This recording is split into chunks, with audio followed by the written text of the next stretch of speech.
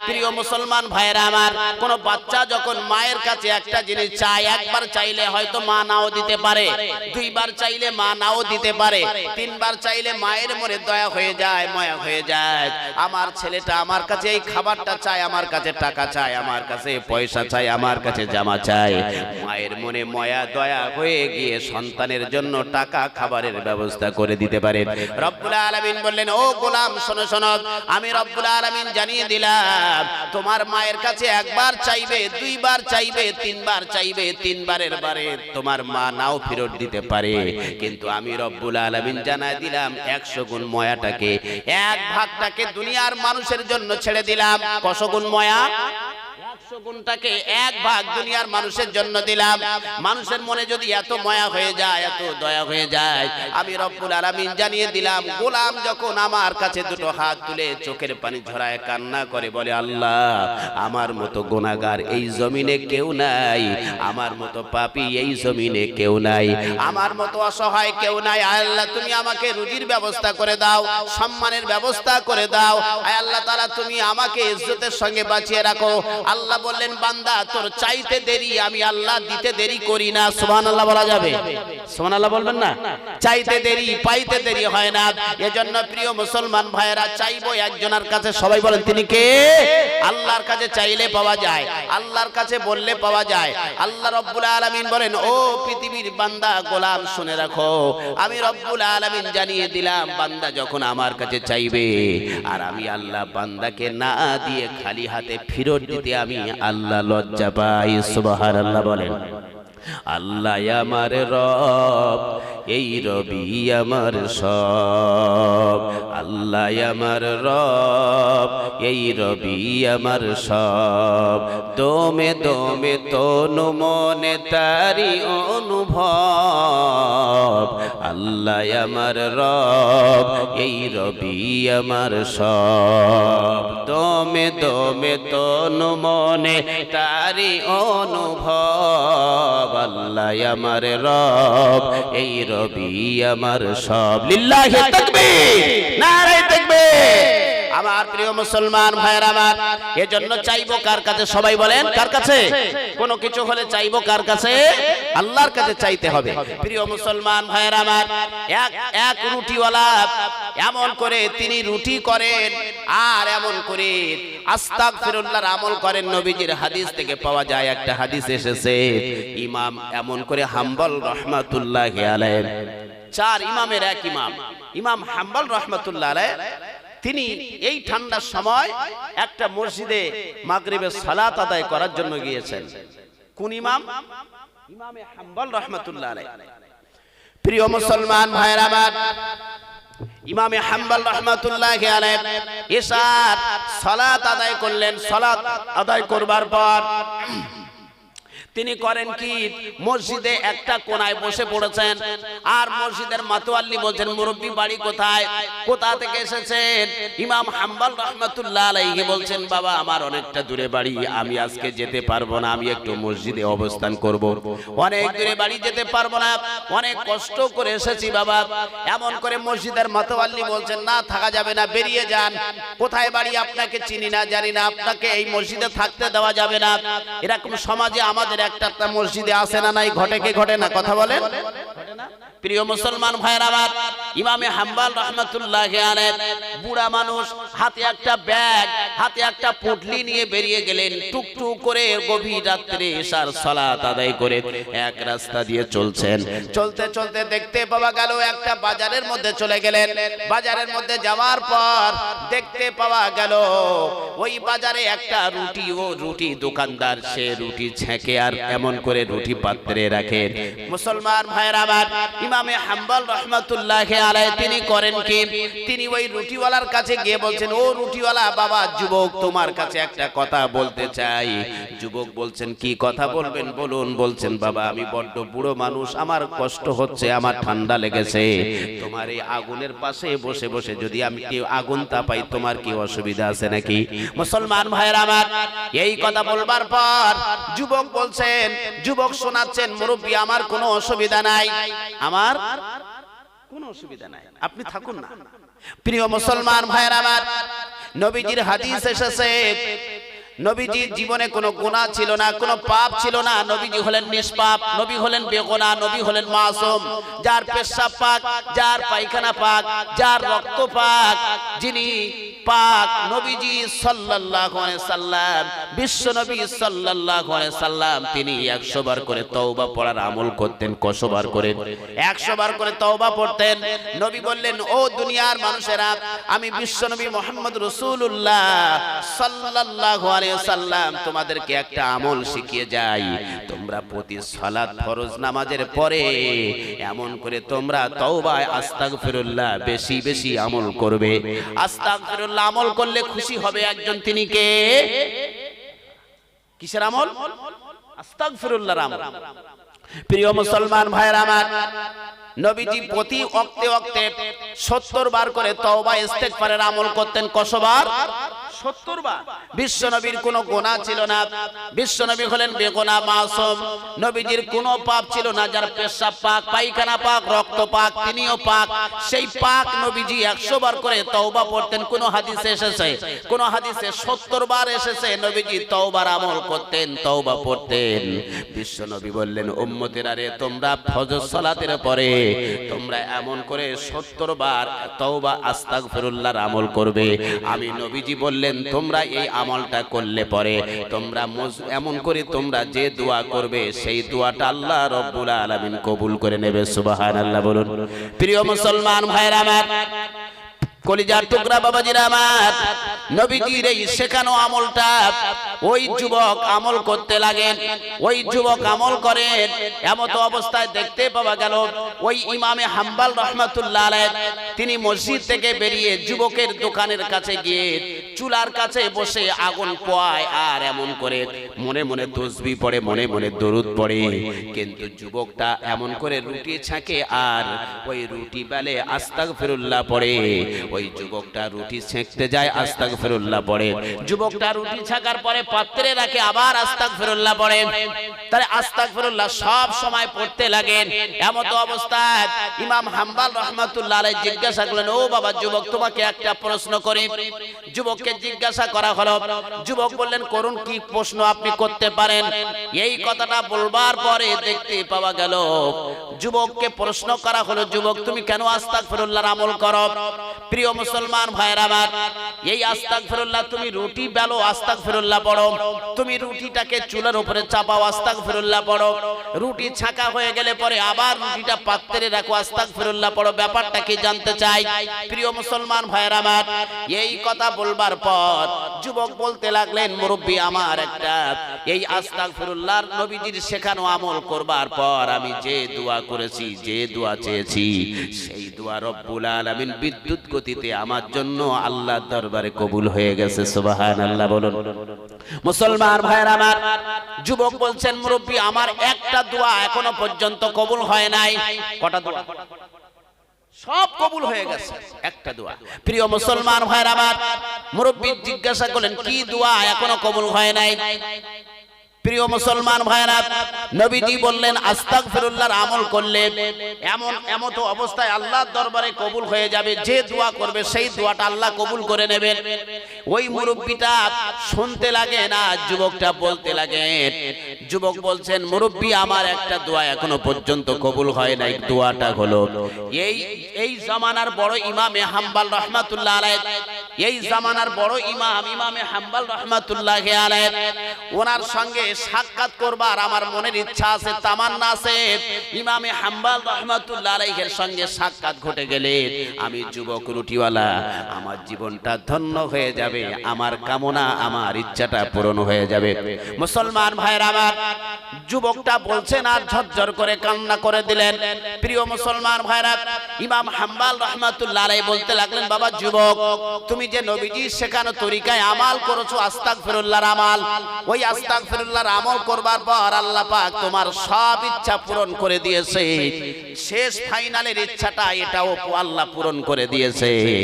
ইমামে হাম্বল রাহমাতুল্লাহ আলাইহির কাছে তোমাকে যেতে হয় নাই, রব্বুল আলামিন সেই ইমামে হাম্বলকে তোমার কাছে পাঠিয়ে দিয়েছে। এই জন্য তোমার সব ইচ্ছা রব্বুল আলামিন পূরণ করে দিয়েছে। জোরে বলা যাবে সুবহানাল্লাহ।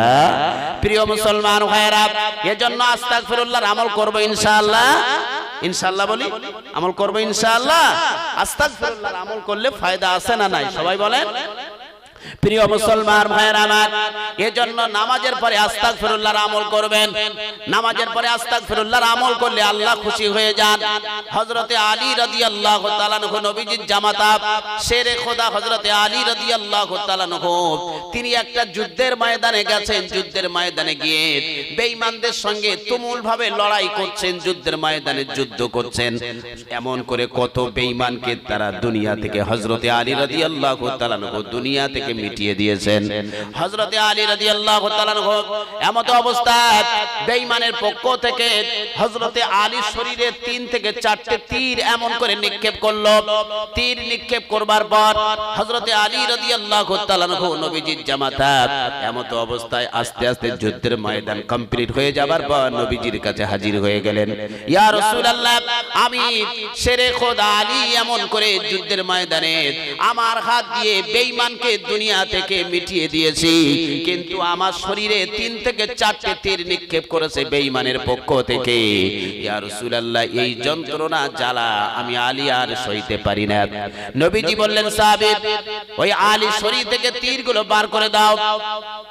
নবীজির হুকুম হলো, সাহাবী তীরগুলো বার করে দেওয়ার জন্য রেডি হয়ে গেলেন। কিন্তু হাদিসে পাওয়া যায় হযরতে আলী রাদিয়াল্লাহু তাআলা আনহু তীর বার করে নেওয়ার জন্য সাহাবীর সামনে দাঁড়ালেন। সাহাবী এমন করে তীরটা টান দিলেন। দেওয়ার পরে দেখতে পাওয়া গেল হযরতে আলী বলছেন, আমি এমন করে সইতে পারি না, আমার কলিজা যেন ছিঁড়ে যায়। ও ভাই সাথী, আমার শরীর থেকে তীর বার করো না, আমি যন্ত্রণায় ছটফট করি, আমি সহ্য করতে পারি না ভাই। এমত অবস্থায় দেখতে পাওয়া গেল নবীজির সাহাবী হযরতে আলী রাদিয়াল্লাহু তাআলা আনহু নবীজির জামাতা হযরতে আলী রাদিয়াল্লাহু তাআলা আনহু তিনি দেখলেন নামাজের টাইম হয়ে গেছে। নামাজের টাইম হয়ে যাবার পরে হযরতে আলী নামাজে দাঁড়িয়েছেন। আর নবীজি বলেন, সাহাবী রে, ও সাহাবী, তুমি এবারে আলীর শরীর থেকে তীরটা টেনে বার করে নাও। কিসে দাঁড়িয়েছেন? নামাজে। প্রিয় মুসলমান ভাইরা আমার, নবীজি জামাতা হযরতে আলী যখন নামাজে দাঁড়ালেন, সাহাবী পিছন দিক দিয়ে একটা একটা করে তীরগুলো বার করে নিলেন। বার করে নেওয়ার পরে দেখতে পাওয়া গেল হযরতে আলী নামাজ কমপ্লিট করলেন। কমপ্লিট করবার পর হযরতে আলীকে জিজ্ঞাসা করা হলো, ও আলী, তুমি কি বুঝতে পেরেছো নাকি তোমার শরীরে তীরগুলো বার করে নিয়েছি? হযরতে আলী বললেন, ভাই, ও নবীজির সাহাবী সাথী ভাই, আমার শরীরে তীর ছিল এমন করে 2 থেকে 3টে তীর বার করে নিয়েছো। আমি আলী বিন্দু পরিমাণে কোনো অনুভব করতে পারে নাই। জোরে বলুন সুবহানাল্লাহ। কি নামাজ পড়ছে, নামাজের মধ্যে তীর বার করে নিচ্ছে, কিছু বুঝতেই পারে না। প্রিয় মুসলমান ভাইরা আমার, নবীজি আলীকে জিজ্ঞাসা করলেন, ও সাহাবী আলী, তোমার শরীরে তীর বার করার সময় তুমি কি কিছু অনুভব করতে পারো নাই? হযরতে আলী বলেন, ইয়া রাসূলুল্লাহ, আমি অনুভব করতে পারি নাই। প্রিয় মুসলমান ভাইরা, নবীজি যখন জিজ্ঞাসা করলেন, বিশ্ব নবী জিজ্ঞাসা করবার পর হযরতে আলী রাদিয়াল্লাহু তাআলা আনহু বলতে লাগলেন, ইয়া রাসূলুল্লাহ, আমি যখন নামাজের মধ্যে চলে যাই, আমি যখন নামাজের মধ্যে প্রবেশ করি, নামাজের মধ্যে প্রবেশ করবার পর আমি এমন করে তাকবীরে তাহরিমা বাঁধবার পর আমি আলী যখন সানা পড়া শুরু করে দেই, সানা পড়বার পর আমি যখন সূরা ফাতিহা তেলাওয়াত করি, সূরা ফাতিহা তেলাওয়াত করবার পর আমি যখন সূরা ফাতিহার 7টা আয়াত প্রথম আয়াত তেলাওয়াত করি, তেলাওয়াত করবার পর একটা আয়াত পড়ে আমি আলী রাদিয়াল্লাহু তাআলা আনহু চুপ থেকে যাই। কেন চুপ থেকে যাই? নবীজি জিজ্ঞাসা করলেন। হযরতে আলী রাদিয়াল্লাহু তাআলা আনহু বললেন, ইয়া রাসূলুল্লাহ, ইয়া হাবিবাল্লাহ, হুজুর, আমি আলী ওই পর্যন্ত চুপ থেকে যাই কেননা ওই প্রথম আয়াতের অর্থ, প্রথম আয়াতের জবাব আল্লাহর পক্ষ থেকে যতক্ষণ না আসে আমি আলী রাদিয়াল্লাহু আনহু দ্বিতীয় আয়াত পড়বার চিন্তা ভাবনা করি না। জোরে বলুন সুবহানাল্লাহ। প্রিয় মুসলমান ভাইরা আমার, সূরা ফাতিহার কটা আয়াত? 7টা আয়াত। প্রথম আয়াতের জবাব যতক্ষণ আল্লাহর পক্ষ থেকে আসে আমি আলী ততক্ষণ দ্বিতীয় আয়াত পড়ার চিন্তা করি না। সুবহানাল্লাহ বলেন। প্রিয় মুসলমান ভাইরা, কি নামাজি ছিলেন হযরতে আলী রাদিয়াল্লাহু তাআলা আনহু বলেন, নবীজি শেখানো নামাজ পড়বার সময় আমি যখন প্রথম আয়াতের জবাব আল্লাহর পক্ষ থেকে পাই, তারপর দ্বিতীয় আয়াত পড়া শুরু করে দেই। দ্বিতীয় জবাব পাওয়ার পর 3 নম্বর আয়াত পড়া শুরু করে দেই। চতুর্থ নম্বর জবাব পাওয়ার পর 5ম নম্বর আয়াত পড়া শুরু করে দেই। কলিজার টুকরা মুসলমান ভাইরা, আর আমরা যখন নামাজ পড়ি দেখবেন একটা মানুষ আছে পাখার দিকে তাকিয়ে থাকে, ডাইনে দেখে বামে দেখে, দাড়ি চুলকায় গা চুলকায়, আছে না নাই? কথা বলেন ভাই, আছে না? কিন্তু নবীজির সাহাবী হযরতে আলী রাদিয়াল্লাহু তাআলা আনহু তিনি যখন নামাজ পড়তেন, নবীজির একটা হাদিস বলেছেন, as-salatu মিরাজুল মুমিনিন, সালাত নামাজ হলো আল্লাহর সঙ্গে দিদার হয়ে যায়। সুবহানাল্লাহ বলা যায়। বিশ্ব নবী যখন মেরাজে গেলেন, নবীজি মেরাজে যাওয়ার পর নবীজির উপরে আল্লাহ রাব্বুল আলামিন 50 ওয়াক্ত নামাজ দিলেন। বিশ্ব নবীর উপরে 50 ওয়াক্ত নামাজ নিয়ে নবীজি আসেন। হযরতে মূসা আলাইহিস সালামের সঙ্গে দেখা হয়ে গেল। মূসা আলাইহিস সালামের সঙ্গে দেখা হয়ে যাবার পর নবীজিকে জিজ্ঞাসা করলেন, ও আখিরি নবী মুহাম্মদ সাল্লাল্লাহু আলাইহি সাল্লাম, আল্লাহ পাক আপনার উম্মতের জন্য কি দিয়েছেন? বিশ্ব নবী বললেন, আয় আল্লাহর নবী মূসা, আল্লাহ রাব্বুল আলামিন আমার উম্মতের জন্য 50 ওয়াক্ত নামাজ দিয়েছেন। কত ওয়াক্ত? 50 ওয়াক্ত নামাজ দিয়েছেন। বিশ্ব নবী মুহাম্মদ সাল্লাল্লাহু আলাইহি সাল্লামকে বললেন, ও আল্লাহর নবী, আখিরি জামানার নবী আপনি চলে যান, আপনার উম্মতরা তারা ব্যতিব্যস্ত থাকবে, বিভিন্ন দুনিয়া চিন্তার মধ্যে ডুবে যাবে, তারা 50 ওয়াক্ত নামাজ পড়তে পারবে না, অতএব আপনি আল্লাহর কাছে চলে যান, নামাজটা কমিয়ে নিয়ে আসুন। প্রিয় মুসলমান ভাইরা, নবীজি চলে গেলেন আল্লাহর কাছে, আল্লাহর খুশির জন্য, আল্লাহকে রাজির জন্য। নবীজি বললেন, বিশ্ব নবী বলেন, ও আমার সাহাবী, আমি নবী যেভাবে নামাজ আদায় করেছি ওইভাবে নামাজ আদায় করতে হবে। আমি নবীজি যেভাবে আল্লাহকে আল্লাহ বলে আনুগত্য করেছি ওইভাবে আল্লাহকে আল্লাহ বলে আনুগত্য করতে হবে। নবীজির কথা, নবীজির হাদিসগুলো, নবীজির রেখে যাওয়া মুখসৃত বাণীগুলো আমাদের সমাজে প্রচলন করলে পরে খুশি হবে একজন, তিনি হলেন আল্লাহ, তিনি হলেন রব, তিনি হলেন রব্বুল ইজ্জাত ওয়াল জালাল। এজন্য নবীজির কথাগুলো আমাদের সবাইকে মানতে হবে, ঠিক কিনা? কথা বলেন ভাই।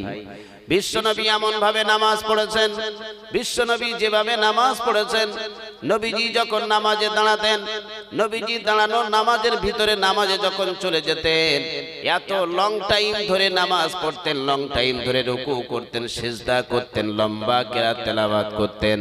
নবীজি এমন লং টাইম ধরে নামাজ আদায় করতেন, বিশ্বনবীর পা মোবারক দুটো ভুলে যেত, ঠিক কিনা? মুসলমান ভাইরা, নবীজি যখন এইভাবে নামাজ আদায় করেছেন আল্লাহকে খুশির জন্য, বিশ্বনবী মদিনার মসজিদে নববীতে বসা, এক সাহাবী মদিনার মসজিদে উপস্থিত হয়ে গেলেন। উপস্থিত হয়ে যাবার পর সাহাবী নামাজের মধ্যে প্রবেশ করলেন, নামাজের মধ্যে ঢুকলেন। নামাজের মধ্যে প্রবেশ করবার পর সাহাবী নামাজ আদায় করছেন আর নবীজি বসে বসে দেখছেন। নামাজ কমপ্লিট হয়ে গেল, নবীজি ডাকলেন, ও সাহাবী, তুমি জোহরের নামাজ আদায় করলে? সাহাবী বললেন, ইয়া রাসূলুল্লাহ, আমি আল্লাহর হুকুম জোহরের নামাজ আদায় করেছি। আমি আল্লাহর হুকুম জোহরের নামাজ আদায় করে আপনার কাছে কিছু শেখার জন্য জানতে চাই। নামাজ কমপ্লিট হওয়ার পর নবীজি ডাকলেন, ডাকার পরে দেখতে পাওয়া গেল বিশ্বনবী বললেন, সাহাবী, তুমি যে নামাজ পড়েছো ওই নামাজ হয় নাই, যাও আরেকবার করে তুমি ওযু করে পবিত্র হয়ে তুমি নামাজে দাঁড়িয়ে যাও, নামাজ পড়া শুরু করে দাও। সাহাবী করলেন কি, আরেকবার ওযু করে পবিত্র হয়ে আবার নামাজে দাঁড়ালেন। দাঁড়ানোর পরে সাহাবী নামাজ কমপ্লিট করলেন। সাহাবী কমপ্লিট করবার পর বিশ্ব নবীর কাছে এসে জানু পেতে বসে বলেন, ইয়া রাসূলুল্লাহ, এবারে আমার নামাজ হয়েছে কিনা? নবীজি বললেন, ও সাহাবী, এখনো তোমার নামাজ হয় নাই, আমি নবীজি তোমার জানায় দিলাম, তুমি যাও আরেকবার করে ওযু করে পবিত্র হয়ে নামাজে দাঁড়িয়ে যাও। মুসলমান ভাইরা আমার, আল্লাহ নবী বলবার পর সাহাবী আবার ওযু করলেন। ওযু করবার পর নামাজে সুন্দর করে নামাজ, তাসবিহ, তাহলিল, রুকু, কিরাত সুন্দর করে আদায় করলেন। আদায় করবার পর নবীজির সামনে এসে জানু গেড়ে বসে বললেন, ইয়া রাসূলুল্লাহ, এবারে নামাজ হয়েছে কিনা বলবেন একটু? বিশ্ব নবী বললেন, সাহাবী, নামাজ হয় নাই। ও সাহাবী, আমি নবীজি যে নামাজ তোমাকে শেখাই ওই নামাজ ওইভাবে পড়তে হবে। নবী বললেন সল্লু কামা রাওয়াইতুমুনি উসাল্লি। ও সাহাবী শুনে রেখে দাও, আমি নবীজি যেভাবে রুকু করব, যেভাবে সিজদা করব, যেভাবে তেলাওয়াত করব, ওইভাবে রুকু করলে, সিজদা করলে, তাসবিহ পড়লে, কিরাত তেলাওয়াত করলে আল্লাহ রাব্বুল আলামিনের দরবারে তোমার নামাজ কবুল হয়ে যায়। সুবহানাল্লাহ বলা যাবে? এমন ভাবে নবীজি শেখায় দিলেন। শেখানোর পরে সাহাবী ওইভাবে নামাজ আদায় করলেন, ওইভাবে রুকু করলেন, ওইভাবে সিজদা করলেন, ওইভাবে তেলাওয়াত করলেন, ওইভাবে তাসবিহ পড়লেন, বৈঠক করলেন। বৈঠক করার পর বিশ্ব নবী দেখলেন, দেখার পরে বললেন, সাহাবী আমি নবীজি জানায় দিলাম তোমার নামাজ আল্লাহ রাব্বুল আলামিনের দরবারে কবুল হয়ে গেছে। সুবহানাল্লাহ বলেন। কিন্তু আমরা নামাজ পড়ি, আমাদের নামাজ মন মতো আছে না নাই? আছে না? মুসলমান ভাইরা আমার, আমাদের নামাজ মন মতো নামাজ পড়লে আল্লাহ বলেন খুশি হন না। রব্বুল আলামিন কোরআনে কারিমে বলেছেন, ইয়া আইয়ুহাল্লাযীনা আমানুস্তাঈনু বিস-সাবরি ওয়াস-সালাত ইন্নাল্লাহা মা'আস-সাবিরিন। রব্বুল আলামিন বলেন, বান্দা ও মুমিন শোনো শোনো, আমি রব্বুল আলামিন জানিয়ে দিলাম যারা ঈমান এনেছে, যারা ঈমানের কলেমা পড়েছে, তোমরা নামাজের মধ্যে ধৈর্য ধারণ করবে, ধৈর্য ধরবে, নামাজের মধ্যে সবর করবে, নামাজের মধ্যে সাহায্য চাইবে, নামাজ প্রতিষ্ঠিত করবেন। আমি রব্বুল আলামিন জানায় দিলাম যারা নামাজের মধ্যে ধৈর্য ধারণ করবে, সবর করবে, আমি রব্বুল আলামিন ধৈর্যধারীদের সঙ্গে আমি আল্লাহ থেকে যাই। সুবহানাল্লাহ বলেন। আমার মুসলমান ভাইয়েরা আমার, ধৈর্যধারীদের মধ্যে রব্বুল আলামিন থেকে যান। তাহলে আমাদের নামাজ পড়তে হবে, নামাজের মধ্যে ধৈর্য সহকারে নামাজ পড়বে। নামাজ যখন আদায় করব, আমরা নামাজের মধ্যে অনেক লং টাইম ধরে নামাজ পড়লে খুশি হবে একজন, তিনি কে? কেউ যেটা পারে না পারে কে? কে? কেউ যেটা দেয় না দেয় কে? কেউ যেটা জানে না জানে কে? কেউ যেটা দিতে পারে না একজন পারে, তিনি কে? আল্লাহর খুশির জন্য নামাজ আদায় করতে হবে, আল্লাহর খুশির জন্য ইবাদত করতে হবে, আল্লাহর খুশির জন্য সময় কাটাতে হবে। প্রিয় মুসলমান ভাইরা আমার, রব্বুল আলামিন অন্যত্তরে বলেছেন, আকিমিস সালাতা লিদুলুকিশ শামসি ইলা গাসাকিল লাইল ওয়া কুরআনাল ফাজর ইন্না কুরআনাল ফাজরি কানা মাশহুদা।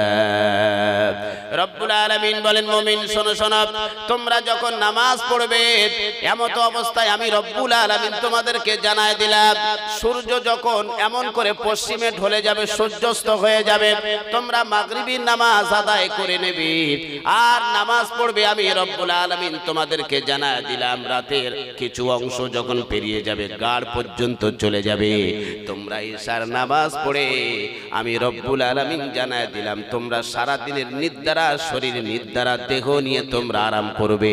আমি আল্লাহ রাতের নামাজকে তোমাদের জন্য নিষিদ্ধ করে দিলাম। সুবহানাল্লাহ বলা যাবে? প্রিয় মুসলমান ভাইয়েরা আমার, রব্বুল আলামিন বলেন, আবার ফজরের যখন আযান হয়ে যাবে, মুয়াজ্জিন আযান দেবে, আসসালাতু খায়রুম মিনান নাউম, তোমরা সবাই নামাজের জন্য তৈরি হয়ে যাবে। ঘুম থেকে নামাজ উত্তম, ঘুম থেকে নামাজ উত্তম, তোমরা নামাজের জন্য মসজিদে চলে যাবে। এই অর্ডার কার? অর্ডার কার? মুসলমান ভাইরা আমার, ফজরের সালাত আদায় করবে, জামাতের সঙ্গে আদায় করবে। আপনি আপনার দায়িত্ব, ছেলেকে নিয়ে মসজিদে ফজরের নামাজে দাঁড়াবেন। আপনার দায়িত্ব বিবিকে তুলে, মেয়েকে তুলে বলবেন, বিবি রে, মেয়েকে নিয়ে তুমি নামাজে দাঁড়িয়ে যাবে। আর আমি আমার ছেলেটাকে মসজিদে দাঁড়িয়ে নামাজ আদায় করবার পর আল্লাহর কোরআনে কারীম তেলাওয়াত করা শুরু করে দেব। আল্লাহর কোরআনে কারীম তেলাওয়াত করব, সূরা ইয়াসিন তেলাওয়াত করব, সূরা মুজাম্মিল তেলাওয়াত করব, সূরা ওয়াকিয়া তেলাওয়াত করব, কোরআনুল কারীম থেকে সূরা রহমান তেলাওয়াত করব। বিবি তুমি ফজরের নামাজ পড়বার পর বাড়িতে কোরআনুল কারীম তেলাওয়াত করবে। আমি আমার ছেলেটাকে নিয়ে মসজিদে নামাজের পরে কোরআনুল কারীম তেলাওয়াত করব, তুমি দোয়া করবে, আমিও দোয়া করব। আমি দোয়া করব, আয় আল্লাহ দুনিয়ায় সম্মানের সঙ্গে বাঁচিয়ে রাখুন, হালাল রুজিতে বরকত দান করুন, আয় আল্লাহ ইজ্জতের সঙ্গে বাঁচিয়ে রাখুন। রব্বুল আলামিন বলেন, এইভাবে কোন বান্দা বান্দি যখন দোয়া চাইবে, আমি রব্বুল আলামিন ওই বান্দা বান্দির রহমত দিয়ে আমি আল্লাহ ভরে দেব। সুবহানাল্লাহ। মুসলমান ভাইরা আমার, এইভাবে আল্লাহর হুকুম আদায় করতে হবে। এইভাবে আল্লাহর হুকুম আদায় করলে খুশি হবে একজন, তিনি কে? সবাই বলেন তিনি কে? আল্লাহর খুশির জন্য জীবনকে কুরবান করে দিতে পারি কি পারি না? কথা বলেন ভাই। আল্লাহর খুশির জন্য এই জীবনটাকে আল্লাহর রাস্তায় দিতে পারি। কারণ দুনিয়ার জিন্দেগিটা হলো 70 বছর, 80 বছর, দুনিয়ার জিন্দেগিটা হলো 90 বছর, দুনিয়ার জিন্দেগিটা হলো 100 বছর। মুসলমান ভাইরা আমার, এই বর্তমান সময় দেখলে দেখা যায় বিশ্ব নবী বলেছেন, দুনিয়ার জমিনে এখন এমন একটা সময় চলে এসেছে, মানুষের ভিতরে ঈমান কিন্তু টলমল হচ্ছে। ঈমান নাই, ঈমানওয়ালা ব্যক্তি দুনিয়ার জমিনে কমে গেছে। মুসলমান ভাইরা আমার, কারণ হলো এই সমাজে দেখবেন হারামের জোর বেড়ে গেছে। গেছে কি গেছে না? কথা বলেন। প্রতিটা বাড়িতে বাড়িতে এখন সুদ চলে, মহিলা সমিতি, LIC, বন্ধন, গ্রুপ লোন, বিভিন্ন ধরনের হারাম খেয়ে খেয়ে মানুষের ঈমান কমজোরি হয়ে গেছে। দিনের কথা, আল্লাহর কথা শুনতে ভালো লাগে না। কথা ঠিক কি ঠিক না? কথা ঠিক না? আল্লাহর কথা শুনতে আর ভালো লাগে না। দিনের মজমাগুলো তাদের কাছে যেন একটা ঘৃণার পাত্র হয়ে গেছে। প্রিয় মুসলমান ভাইরা, এসব কারণ হলো তাদের ঈমান কমজোরি।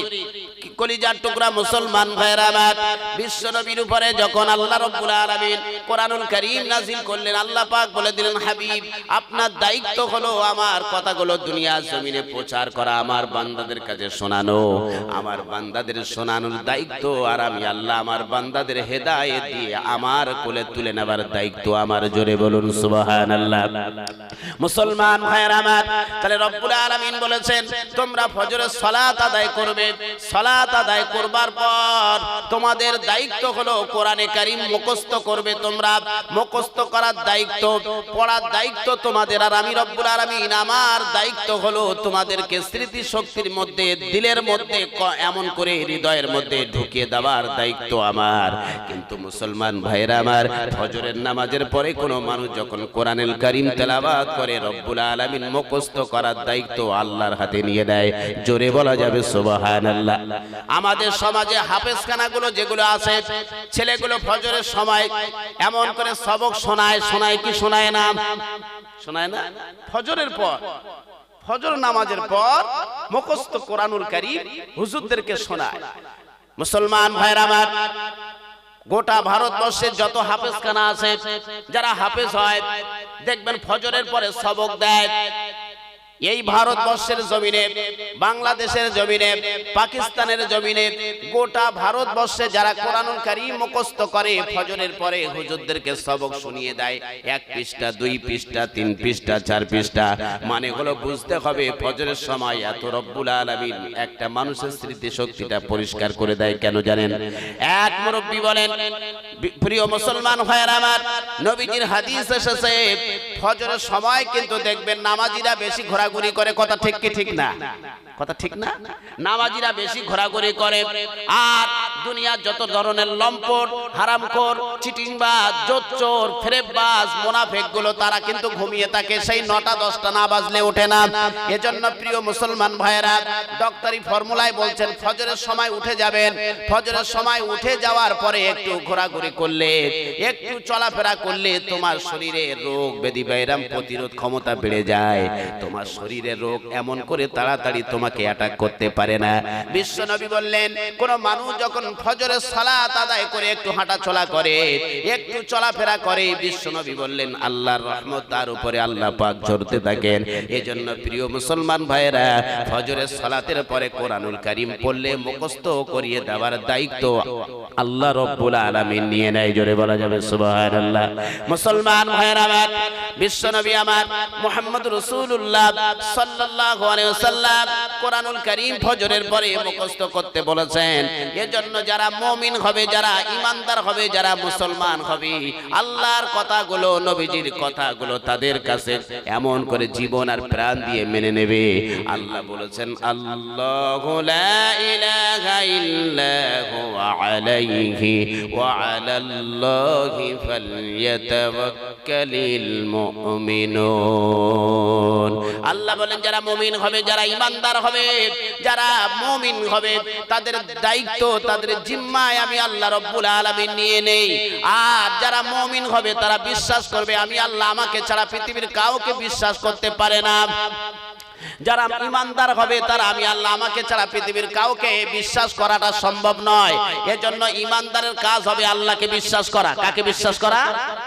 কাকে বাবা? আল্লাহকে বিশ্বাস করতে হবে। কেউ যেটা পারে না পারে কে? সবাই বলেন। কেউ যেটা দেয় না দেয় কে? কেউ যেটা জানে না জানে কে? কেউ যেটা করতে পারে না পারে একজন, তিনি কে? এজন্য যারা ঈমানদার সব সময় ভরসা করবে একজনের উপরে, তিনি কে? তিনি হলেন আল্লাহ।